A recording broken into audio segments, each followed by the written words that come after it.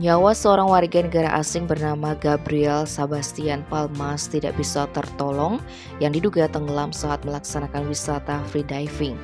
Peristiwa itu terjadi di pantai Jemeluk, Desa Purwakerti Abang pada Kamis 24 Agustus.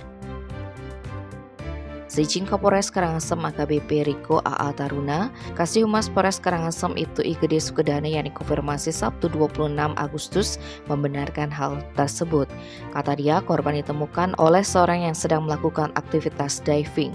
Korban yang saat itu sudah dalam kondisi kaku masih mengenakan wake belt atau pemberat tubuh. Saksi yang melihat hal tersebut lantas melepaskan itu untuk bisa diangkat ke permukaan air.